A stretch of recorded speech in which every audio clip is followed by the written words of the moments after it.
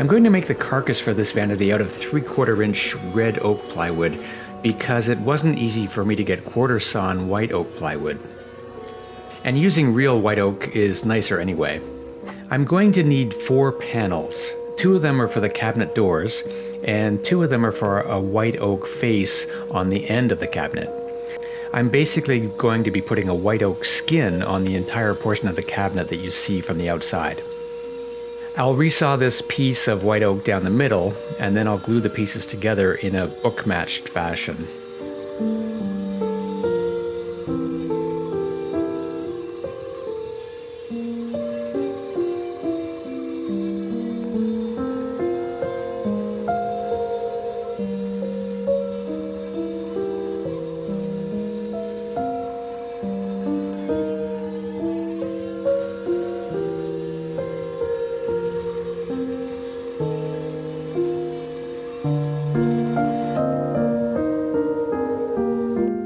I'll be able to get all the panels that I need out of this one piece.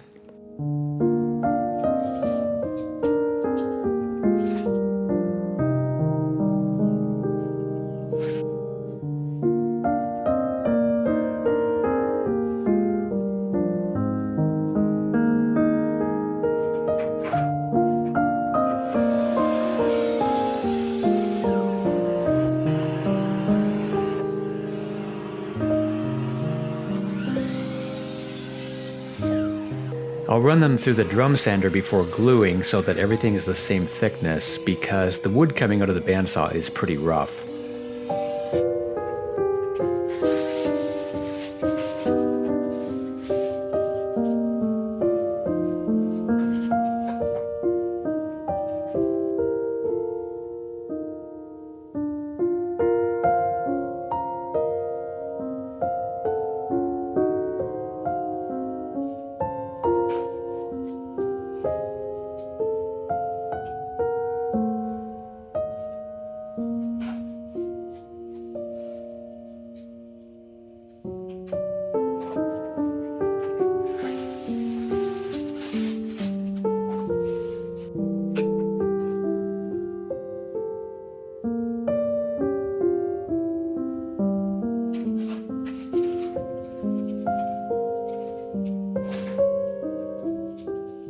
I'll clamp them up using my handy chessboard clamping fixture that enables me to clamp it all the way around to help it stay flat.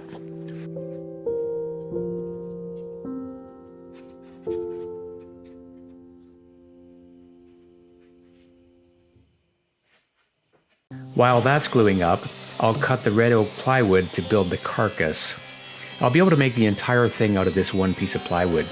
My track saw is perfect for this. It beats the olden days when I'd be ripping a full sheet of plywood on my table saw.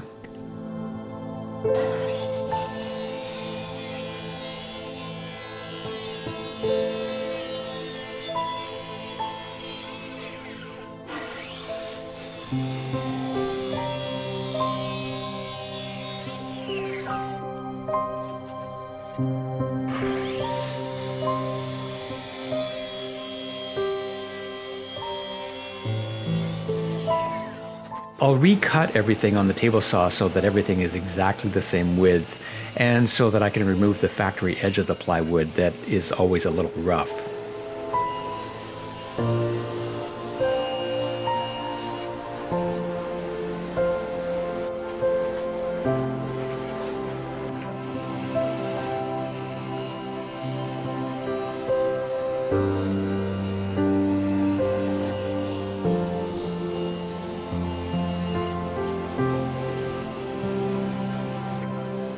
Next, I'll use my crosscut sled to cut the vertical panels.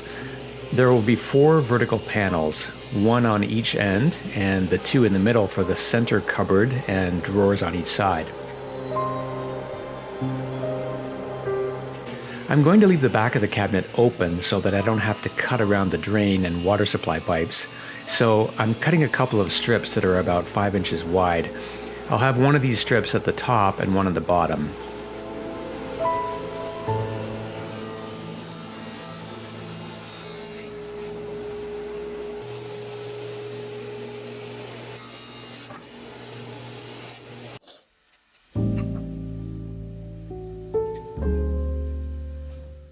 Next, I'll cut a whole bunch of dadoes and rabbets for everything to fit together. First, I need to get the dados set to the right width of cut.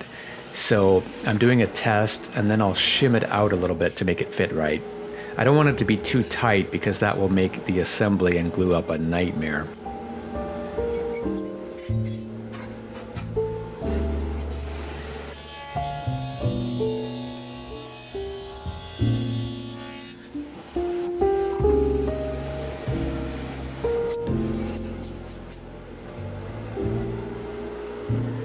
The opening for the drawers will be 12¼ inches on both ends. So I'll make the first cut and then flip the board over to make the second cut because everything is symmetrical.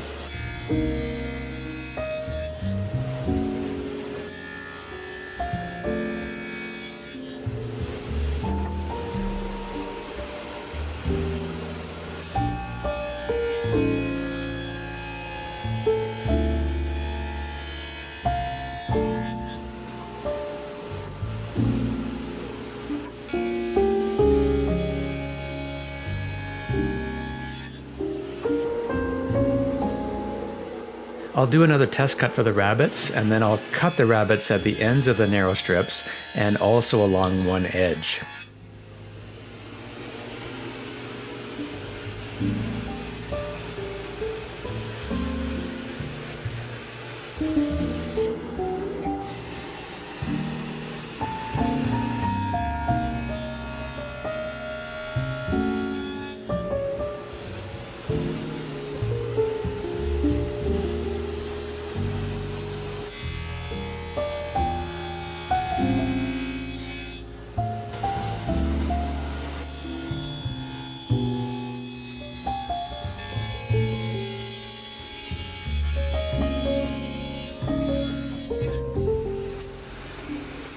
Next, I'll cut some short pieces to brace the carcass at the top, and then I'll attach them with pocket screws.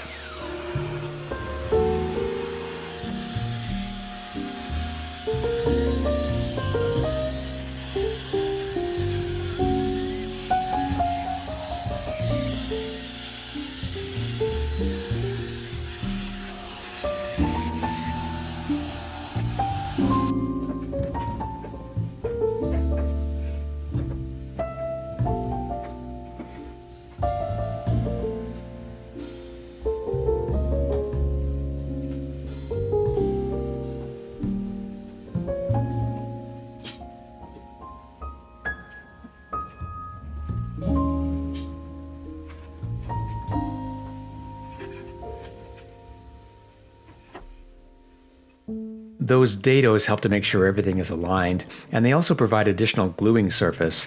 That's especially important for those thin strips at the back because this will be a floating cabinet and they're going to support a lot of weight.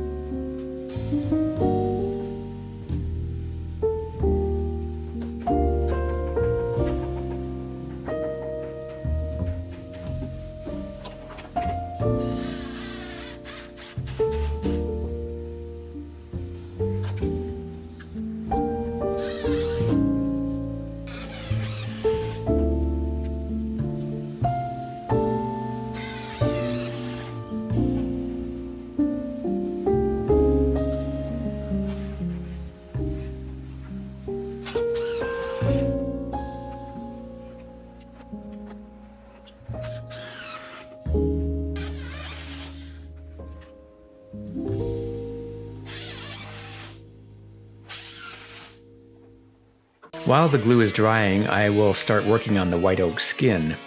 This involves making a face frame for the perimeter of the cabinet, edge banding for the two vertical members in the middle, and a panel for the exposed end of the cabinet. The other end of the cabinet will be attached to the wall, so I guess this is not a true floating cabinet. It's some kind of hybrid, I guess.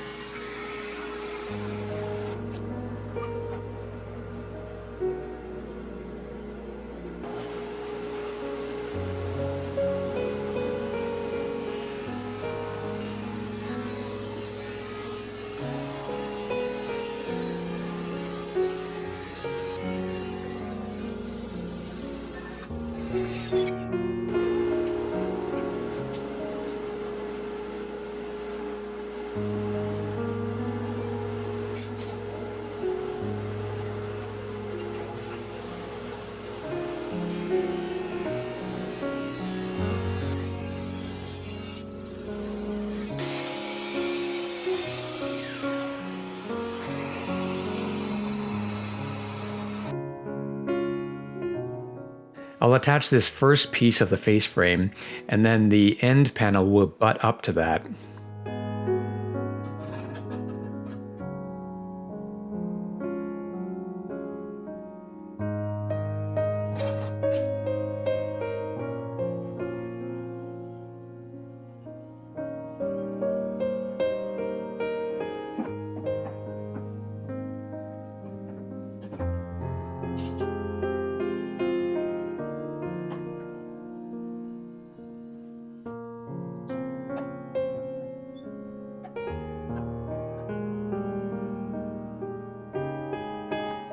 The purpose of the face frame at the other end, where it attaches to the wall, is to account for the corner of the bathroom not being 100% square, despite my best attempt. I suspect that I did build it square, but then likely ended up putting a little extra mud in the corner, which threw it off.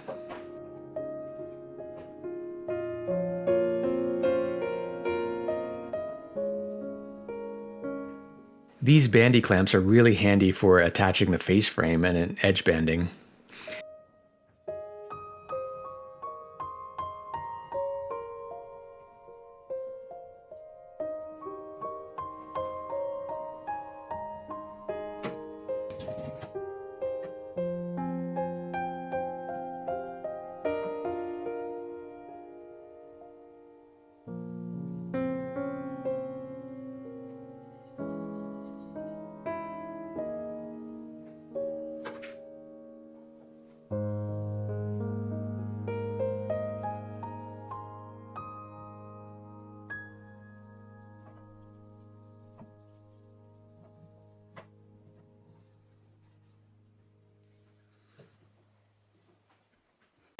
Next, I'll make the panel for the end.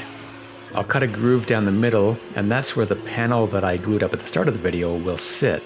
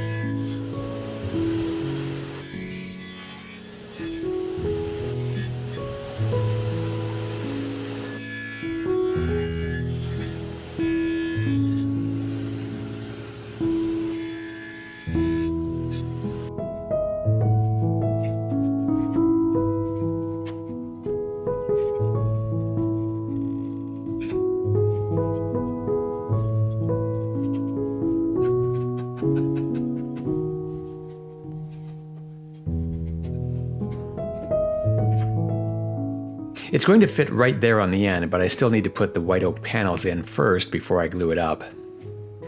I'll sand the panels down so that they fit into the groove, and then cut them to the correct width.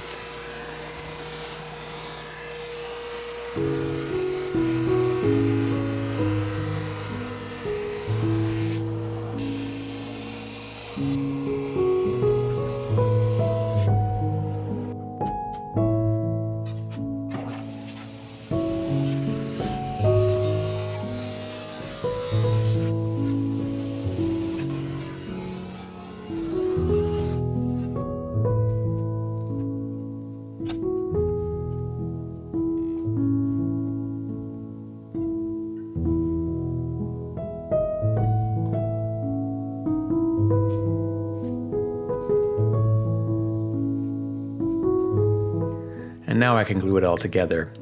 I'm not gluing the panel into those grooves, it's just going to be floating freely so that it can expand and contract as the seasons change.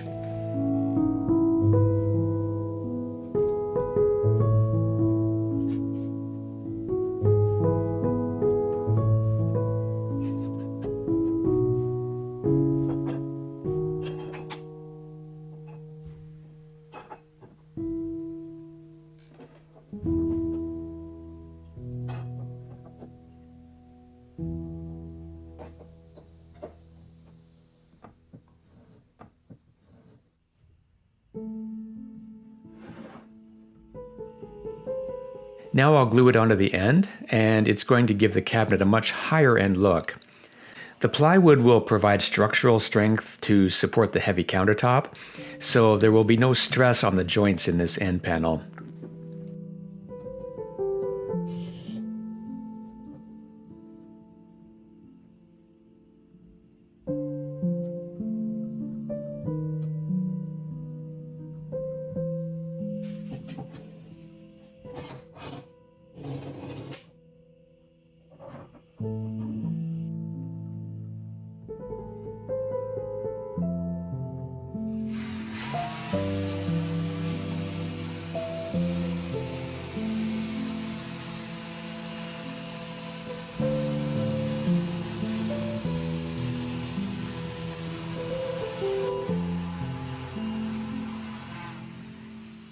Next, I'll work on the doors, and I'm going to use a similar construction method as I used for the end panel.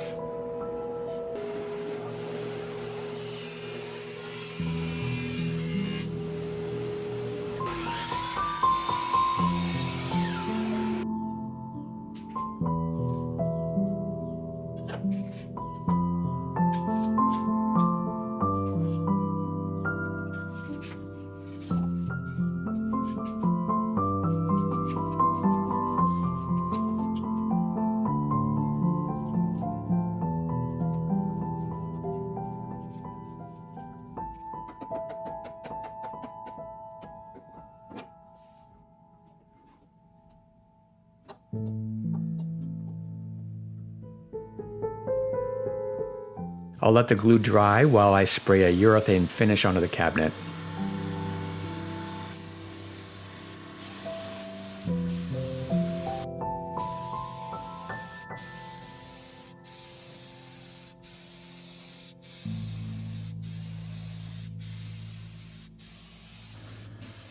And next, I'll start making the drawers.